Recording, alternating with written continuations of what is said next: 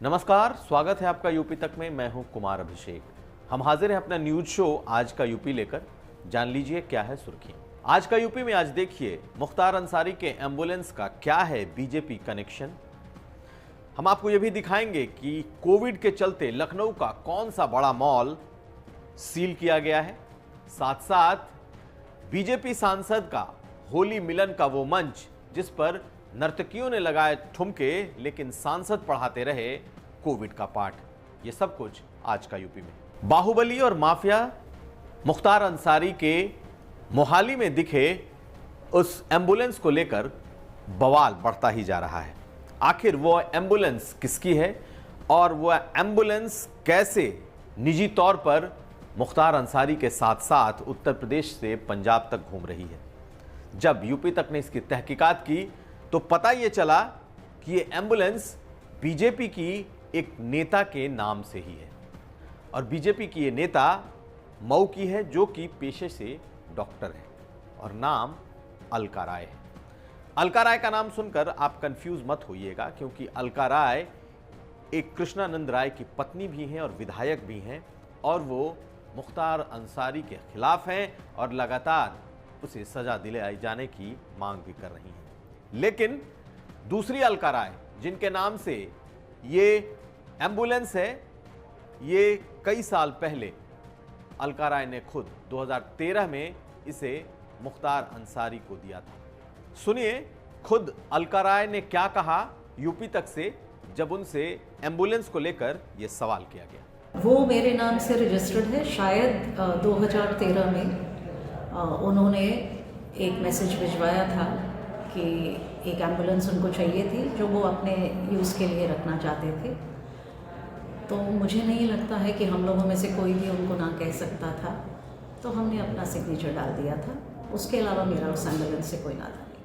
Doctor Alka राय ये मानती हैं कि हाँ मुख्तार अंसारी का ये एम्बुलेंस उन्हीं का है, लेकिन उस वक्त मुख्तार का खौफ था और उन्होंने ऐसा किया। लेकिन आपको बता दें कि ये फिल वक्त यानी कि इस वक्त वो बीजेपी की नेता हैं और अब ये कह रही हैं कि 2013 में मुख्तार अंसारी के दबाव और खौफ की वजह से उन्होंने ऐसा काम किया। चलते हैं अगली खबर की तरफ और हम आपको बताएंगे कि कृष्णानंद राय की पत्नी अलका राय और कांग्रेस नेता अजय राय क्या कह रहे हैं मुख्तार अंसारी को लेकर। उत्तर प्रदेश के नंबर के एम्बुलेंस से रोपड़ जेल से मोहाली पहुंचने को लेकर अब कई लोगों ने सवाल खड़े करने शुरू कर दिए हैं। कृष्णानंद राय की पत्नी अलका राय ने तो बाकायदा मुख्य सचिव को पत्र लिखकर मांग की है कि इस बात की जांच कराई जाए कि आखिर मुख्तार अंसारी के साथ उत्तर प्रदेश का यह एम्बुलेंस कैसे पंजाब में मौजूद है। वहीं दूसरी तरफ अजय राय जो कि कांग्रेस के वाराणसी के नेता हैं, उन्होंने भी एम्बुलेंस के इस मामले को लेकर बड़ा बयान दिया है और उन्होंने कहा है कि इस मामले की पूरी जांच होनी चाहिए कि आखिर उत्तर प्रदेश का एम्बुलेंस मुख्तार अंसारी के साथ अलग अलग जेलों में क्या कर रहा है और पंजाब आखिर कैसे पहुंचा। हम आपको यह भी बता दें कि अजय राय के भाई की हत्या में नाम मुख्तार अंसारी का आया था और वो इस मामले में वादी भी हैं।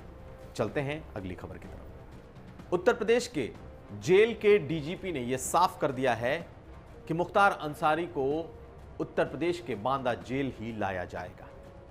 एक तरफ डीजीपी आनंद कुमार ने साफ साफ कहा कि बांदा जेल में उसे रखने की पूरी तैयारियां हो चुकी हैं और जैसे ही पंजाब सरकार उसे उत्तर प्रदेश भेजेगी उसे उसी बांदा जेल में लाया जाएगा जहां से वो किसी तरीके से पंजाब चला गया था।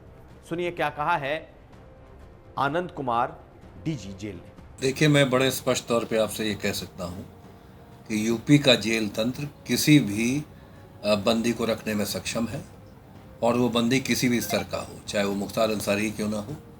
ये हम लोग इस बात के लिए पूरी तरीके से प्रतिबद्ध हैं कि बंदी की सुरक्षा, उनके स्वास्थ्य का ध्यान हम लोग रखेंगे और माननीय उच्चतम न्यायालय ने जो भी आदेश दिया है उसका अक्षरशः हम अनुपालन करने के लिए हम पूरी तरीके से प्रतिबद्ध हैं और केपेबल भी हैं। इसलिए इस प्रकार के संशय की स्थिति किसी के दिमाग में नहीं होनी चाहिए। यूपी का जेल तंत्र बहुत मजबूत है और पूरी मजबूती के साथ अपने दायित्वों का निर्वहन यूपी का जेल तंत्र करेगा और मैं आपको माध्यम से आश्वस्त करता हूँ। लेकिन मुख्तार अंसारी को लेकर जेल में बैठे दूसरे लोग भी खौफजदा हैं। बसपा के सांसद अतुल राय, जो कि इस समय नैनी जेल में है प्रयागराज के, उन्होंने आरोप लगाया है कि अगर मुख्तार अंसारी को प्रयागराज के नैनी जेल में भेजा गया तो उनकी जान को खतरा हो सकता है। आश्चर्य की बात यह है कि दोनों बसपा से ही जुड़े हुए हैं। सांसद अतुल राय ने सीधे सीधे ये मांग की है कि उन्हें प्रयागराज या नैनी जेल न भेजा जाए, क्योंकि चर्चा ये भी चल रही थी कि उन्हें बांदा के अलावा भी किसी दूसरे जेल में शिफ्ट किया जा सकता है। अब देखना यह है कि सरकार के इस फैसले के बाद आखिर मुख्तार अंसारी किस जेल में लाया जाता है। चलते हैं अगली खबर की। कोरोना का खतरा लगातार बढ़ता जा रहा है, लेकिन आज लखनऊ प्रशासन ने लखनऊ के एक बड़े मॉल पर कोविड प्रोटोकॉल का पालन नहीं करने की वजह से एक बड़ी कार्रवाई की। फन मॉल, जो कि लखनऊ का जाना माना मॉल है और जहां हजारों की तादाद में ग्राहक खरीदार इस मॉल में दिखाई देते हैं, आज अचानक ही जिला प्रशासन ने इस मॉल को सील कर दिया और इसकी वजह भी जान लीजिए। दरअसल इस फन मॉल में औचक निरीक्षण किया गया था और पाया यह गया कि यहां कोई आगंतुक रजिस्टर मेंटेन नहीं किया जाता, ना तो मास्क को लगाए जाने की अनिवार्यता की गई है, सैनिटाइजर का भी प्रावधान यहां नहीं दिखाई दिया और लोग बिना किसी इंतजाम के इस मॉल में घूमते पाए गए। सोशल डिस्टेंसिंग भी नहीं दिखाई दिया और इन्हीं तमाम बिंदुओं को लेकर आज लखनऊ प्रशासन ने फन मॉल को सील कर दिया।